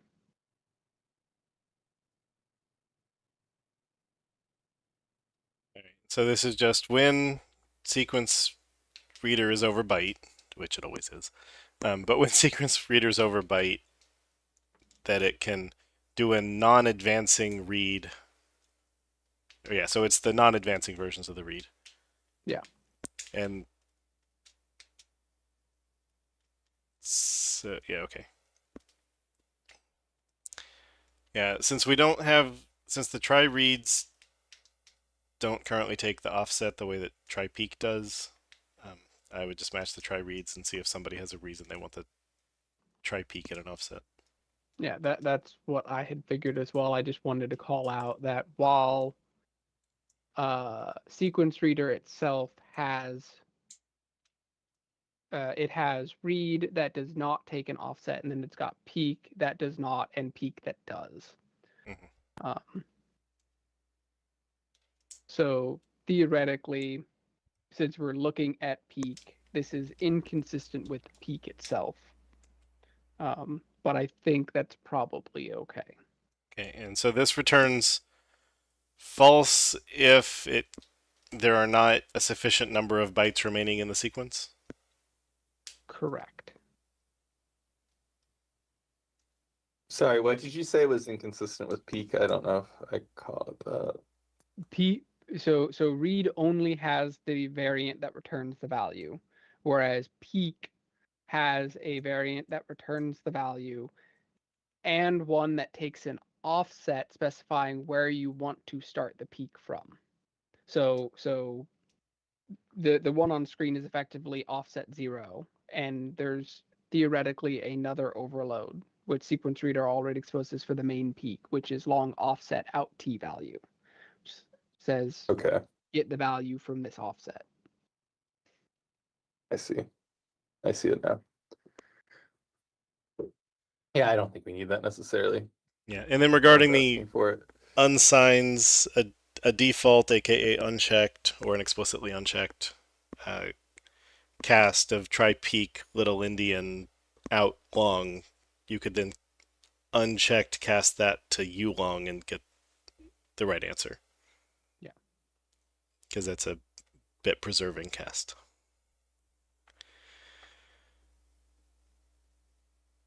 Inconvenient. Or but just file we an have- issue and be like, I actually use this. No. Yeah, it's inconvenient, but most people aren't using unsigned types, especially with Sequence Reader. And if you are, there's both unsafe APIs to get you that for 0 cost, trivial safe ways to do it, or you can open an API proposal and for the actual need.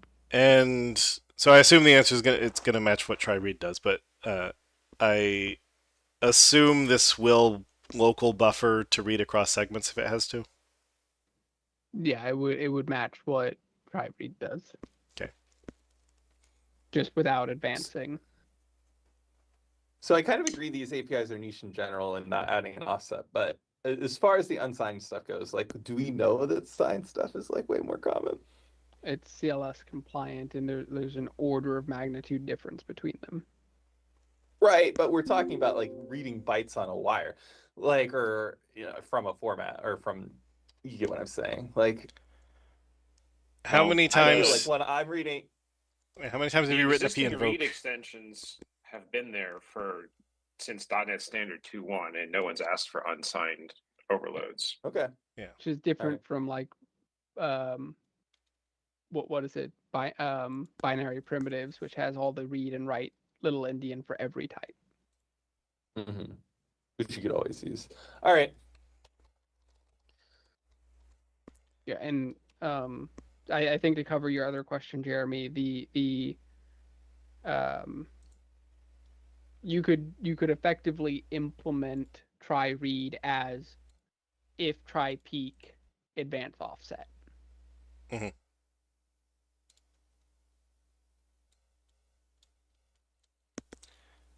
Makes sense. All right. If I drag, no, fine. I'll just do it this way. All right, and no, don't do that. Fine.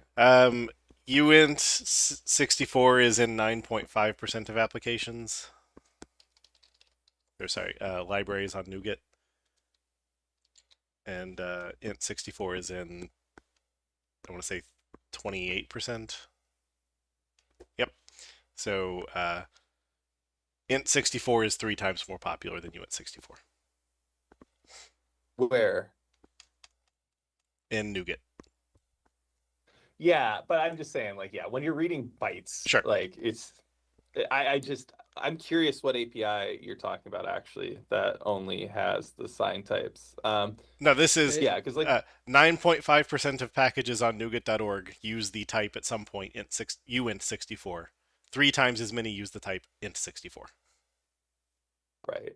So this is just, does I'm the just- the NuGet package use this type at all? Yeah, like I'm thinking of in Kestrel, right? Sure. And it's just like a lot of the times when I'm reading HV2 frames, like those are almost always unsigned numbers. Like, of course, but anyway. And there's like two's And then complement or whatever. uint 32 is only 13% versus int being 76%. But no, I don't disagree that you may need it. The consideration here is really, so no one has asked for it for sequence reader, and I think Well, it's a sequence fact- reader has T, right? Like for try read, is that what you're comparing it to? And are you saying T is only signed, or No, I'm for try saying read? just Yeah. in general, many types do not expose support for both signed and unsigned because unsigned is non-CLS compliant. So historically, we've just never exposed those. Yeah. Like, except for key places. you know, we can certainly add them here, but if we want to add them to peak, we should add them to read. But, you know, And I think Kevin's there should be a point, different API proposal at Yeah. that point. Kevin's point of no one's asked for it in 100 million years is, I think, telling. So, Which API are we talking about? Like which method group are we talking about that takes the signed but not the unsigned? Try read. yeah. Sequence On reader what? extensions of sequence reader of byte try read gives these types. So it's the Are you extension still sharing methods. your screen? I actually don't see your screen. Am I not? I can see your screen. Because I have a big red window over it. Oh. Okay. Well, it's my team, so.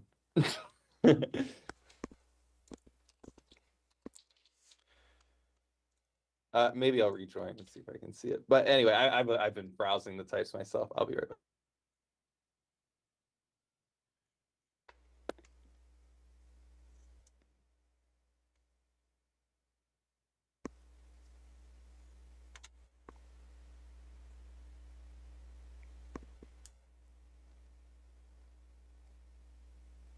Insert Jeopardy music here without. No, I'm incurring back. copyright Thank wrath. you. I can see your screen, so this makes it a lot easier. So you're talking about these APIs. Yes, these 6. Got So it. 3 try read bigs, 3 try read littles only have the sign Okay. types. All right, it's consistent. So that's good. And then the catalog says we added them in Net Core 3. Okay. And that one has 0 usage. 0%. 69 total packages on NuGet.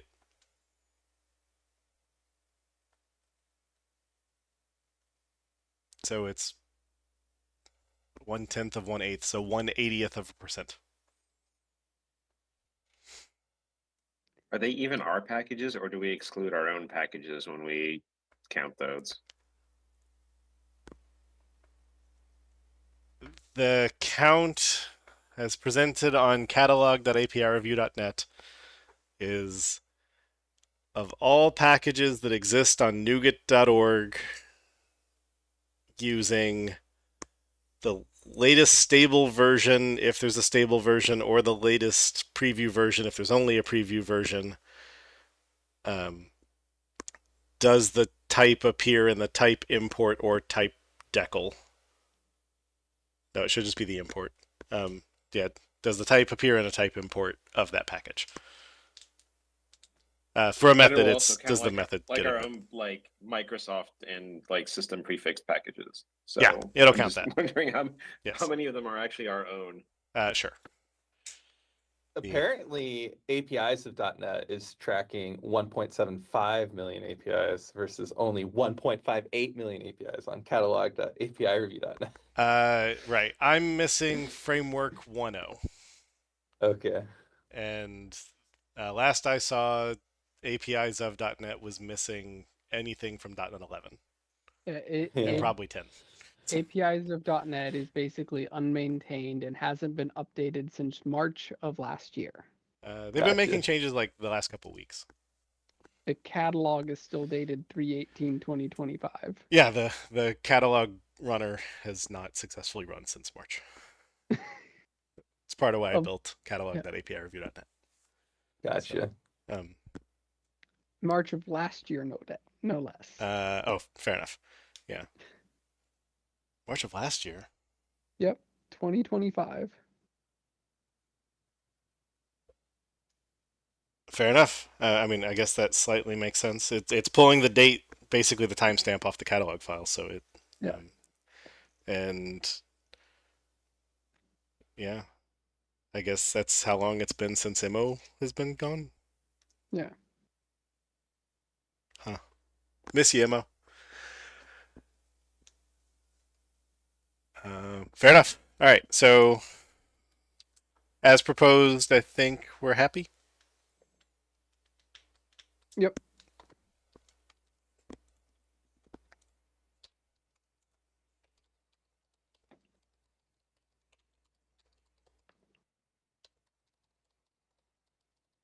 The DNS issue is not a small one, correct? Correct. The vector one after it should be a small one, but I'm happy to time box and push it out if it ends up not being.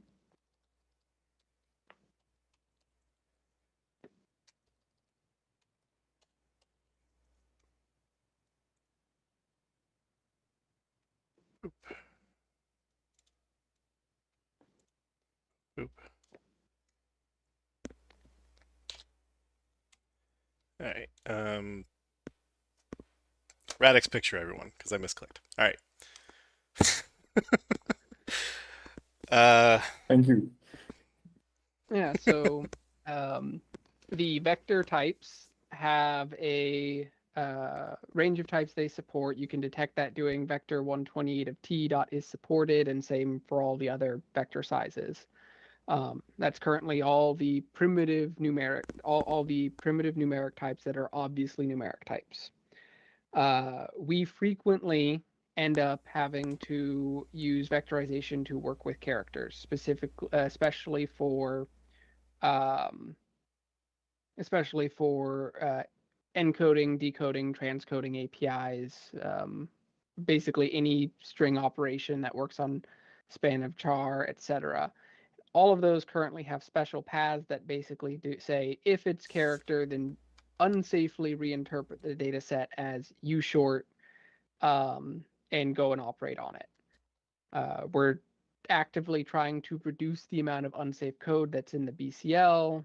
We're trying to push new language features that help highlight when users are doing unsafe things. And so we want users to be able to work with vectors of characters without having to resort to unsafe code. There's basically two ways that we could do that. One is we properly support characters. So vector 128 char dot is supported says true. The other way is we expose it's in the alternative proposal is we basically expose a helper API for create and copy to that allows you to create from a span of characters or copy to a span of characters. And then you can and that produces a vector 128 of u short as the result. Just properly supporting character, I think, is the better option. It's a little bit clearer. Users don't have to add special magic code paths to support character. It just works if they're dealing with it. So we can actually reduce a lot of code in the BCL as well. And so the proposal is we just expose the APIs. The absolute minimum required here is just the as char API, which takes a T and otherwise returns char, vector of char back. There's then a few additional APIs that avoid users needing to deal with special concepts, and those are listed right below the group. And so the proposal is expose the entire set here across every vector type. So vector 64, 128, 256, 512. But if people feel like we we really don't want to expose 36 additional APIs or so, we could get away with 5 total, which is just OzChar across the 5 types.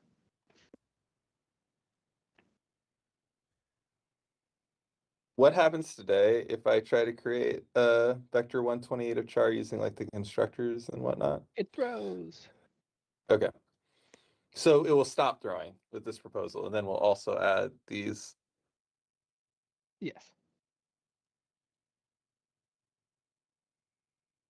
I feel like we should, if we're gonna do it, we should just do it. Well, one thing I have a question about is the ASCAR thing. Like, do we special case other types like that? Yes. Okay. We have, so every single API in the screen has an existing API for all the other supported types. Most Perfect. APIs are fully generic. So like we don't have to expose add or abs or and not or all where all bits said or compare greater than, because they just take T and they work on any T that's supported.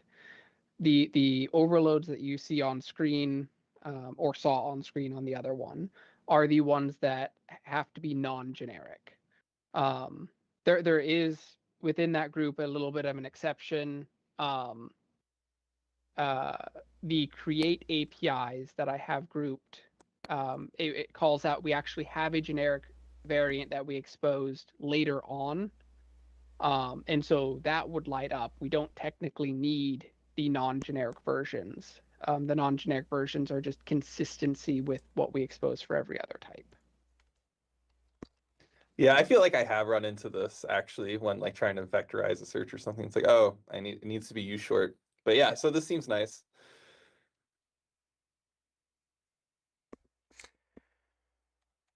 And then the JIT support's actually trivial because everything here just maps to U short internally, and the JIT doesn't track type char at all. It just gets type U short back as its var type. So the JIT is basically removing a couple lines of an artificial restriction on import.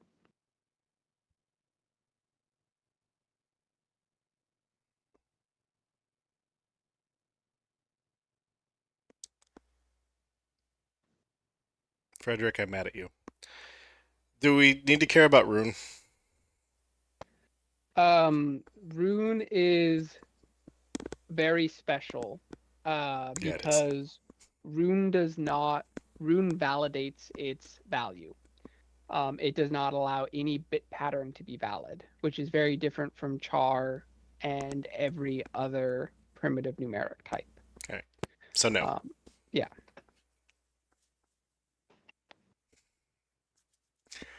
Char is one, or Rune is one where you very explicitly need to be aware you're crossing the boundary from validated to unvalidated.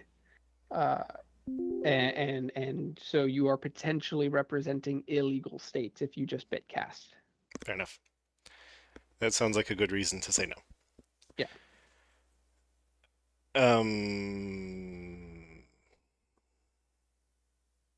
Oh, okay. Narrow is correct because that's the half width version of char.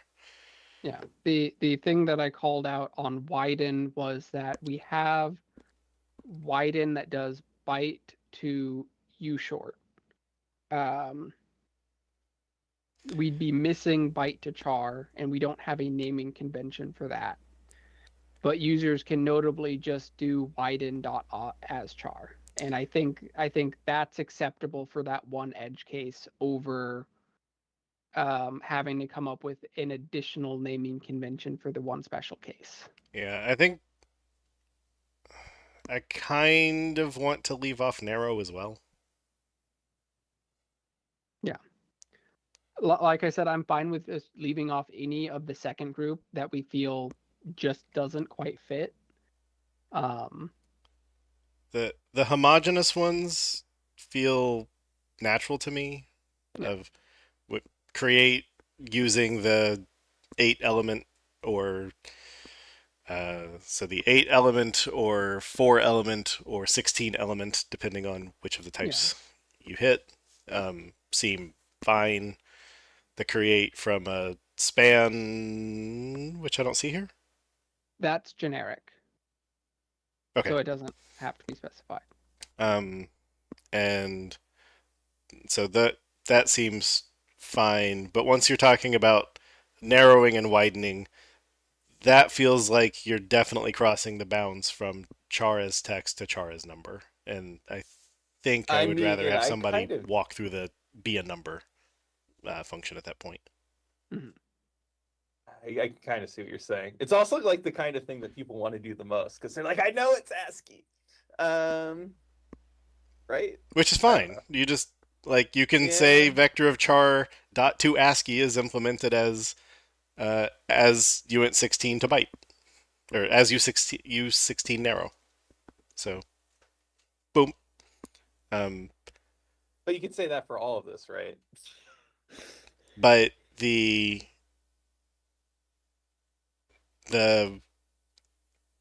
yeah, but I mean the shuffle is like you're just reordering some things. The only time that shuffle doesn't make sense is if you have surrogate pairs, which is rare. And neither char nor string actually care about validness of the values they contain. They do not have to be well formed. Yeah. So right, like shuffle, you could end up with like invalid surrogate pairs and stuff still. Like so you could still do weird stuff with like same as narrow. Like you could end up shooting yourself in the foot. But yeah. So my personal preference is homogeneous, yes, heterogeneous, no. Yep.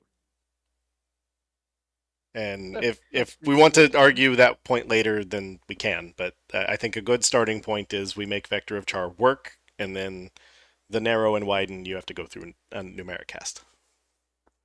Yeah, I definitely would like to prove whatever we can get broad agreement on. Narrow is used in like 2/3 of all of our like string processing APIs that would use this. Yeah. I mean, it's not an unsafe cast, it's just the acknowledgement that you're escaping text land. Like, I don't think unsafe v2 is going to call the as uint16 an unsafe operation.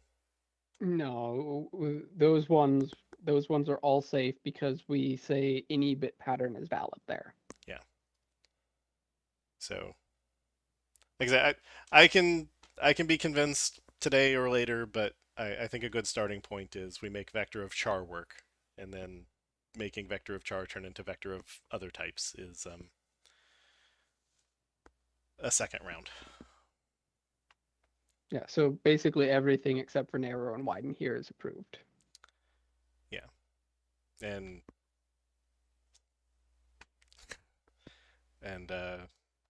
Frederick just suggested narrow to Latin 1. And so yes, we could name the char one special if we wanted to. We probably won't, but we could. He also said ASCII, but I liked his second suggestion better.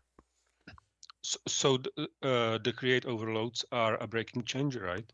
Because previously you could call it with a character, and it created in return a vector of u short, and now it's going to return. Yeah. Char doesn't implicitly convert to u short. It explicitly converts, but not implicitly. No, it implicitly converts in some cases, but Really? the consideration is that it binds against the generic overload, which throws.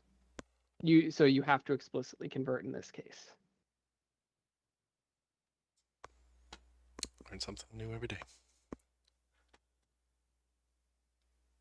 Okay. I can But believe yeah, times that it turned into an int, but I'm surprised it ever turned into a U short. if we didn't Implicit conversion with like overload resolution generics makes my head spin.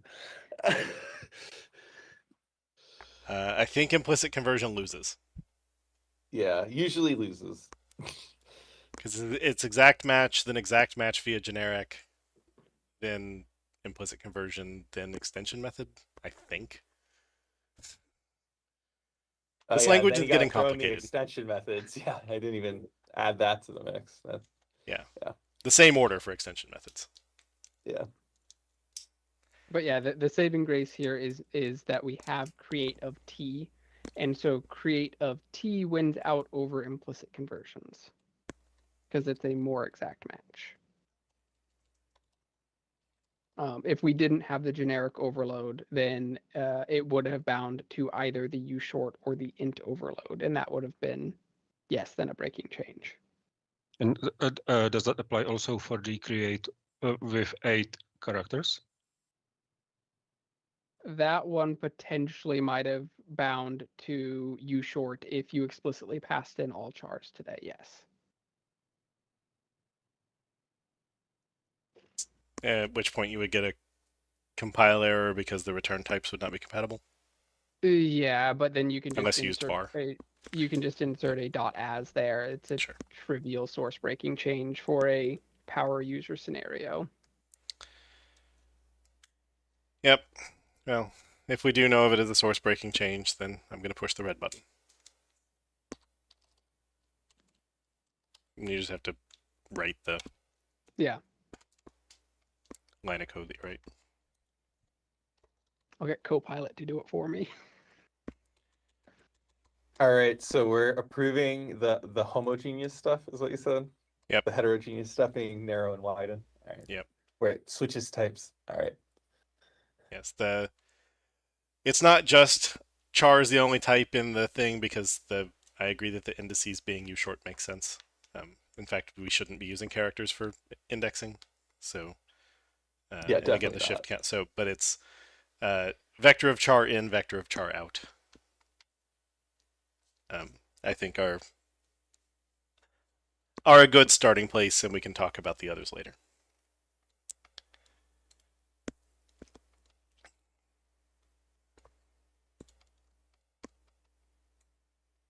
And yes, Laszlo, your yes that you just identified is correct.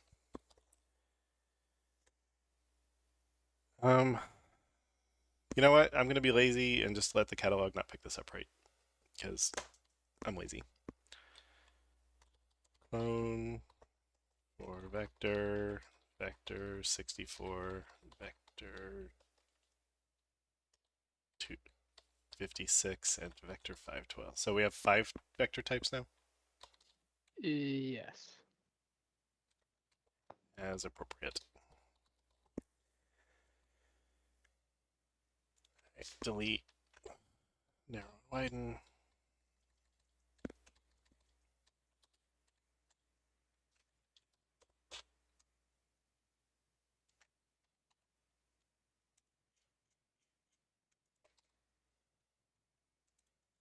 Is for what does vector get for create? The exact same set. 8? Oh no, it doesn't get that overload. Okay. You Sorry. can only because it's of a variable size, you can only create it from a span if you want to specify each value individually.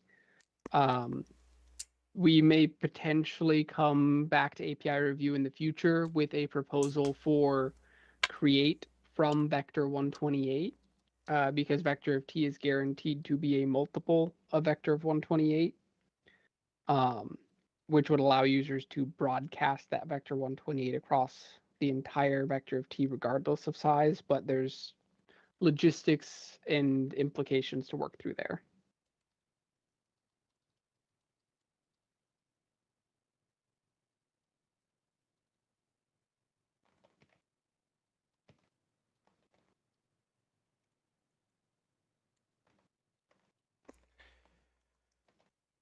Okay.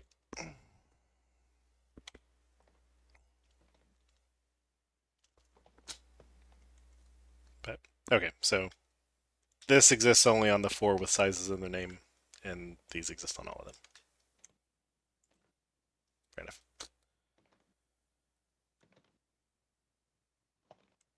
All right. Any other feedback on this one?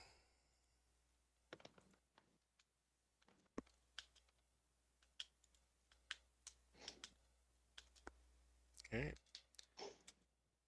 Sorry to Radek, who already left, and to Kevin for not quite hitting all of .NET 11 today. Oh,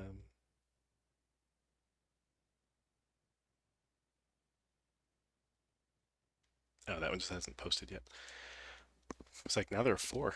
Oh yeah, and I added one. So, of course, we weren't going to get through all of .NET 11 today. Right. Unless somebody surprisingly is willing to host while I'm not here next week, I believe there won't be a meeting next week. Thanks everyone for joining us online. We will see you in 2 weeks at our same .NET time on our same .NET channel, unless someone surprises me by hosting the meeting while I'm out of town. I don't think anyone else has the creds to host unless we Jeremy just- gave it to me. I was gonna say but technically I'm not Stefan does. volunteering. I'm not volunteering. Actually, And we can get somebody else set up whenever. But if there's a real need, I could look into it. Otherwise, I prefer to wait 2 weeks. The fact that my interpretation of the .NET schedule, like the snap for preview 5 is next Tuesday, means that there's like epsilon but close to 0 reason to push for a meeting next week. God. All right. Next time. So I think, especially with the whole backlog fitting on one screen now, we can certainly handle a week off. So sounds good. And yeah. So all right. Well, see everybody in 2 weeks. Same .NET time, same .NET channel. I said it, but you know it's gavel time now. So, what was today? French? Yeah. Au revoir.